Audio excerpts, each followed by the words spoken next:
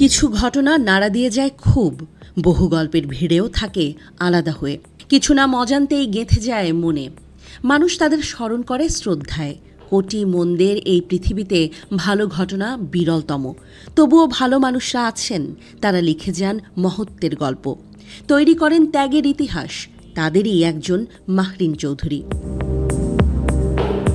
ঢাকার উত্তরা, সময় তখন দুপুর 1টা ছুঁই ছুঁই।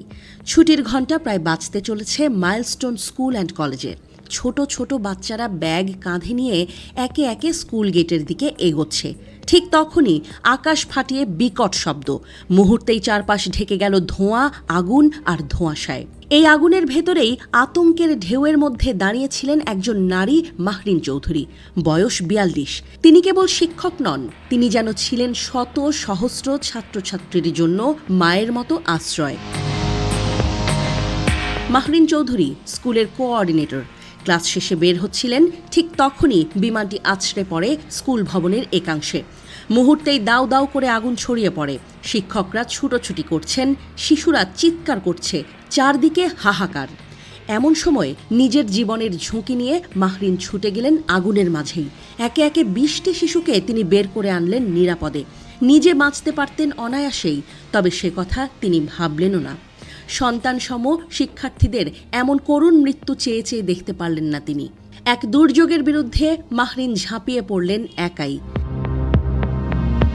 কিন্তু এই বীরত্বের মূল্য ছিল ভয়াবহ। আগুন গ্রাস করে নেয় মাহরিনের শরীর। পা থেকে মাথা পর্যন্ত পুড়ে যায় 80%। নেওয়া হয় লাইফ সাপোর্টে। তবে মাহরিনকে শেষ পর্যন্ত বাঁচানো যায়নি। জীবন বাঁচানো মাহরিন নিজেই হার মানলেন মৃত্যুর কাছে। তার ভাই মুনাফ মুজিব চৌধুরী তার ফেসবুকে লেখেন, মাহরিন আপু আর আমাদের মাঝে নেই।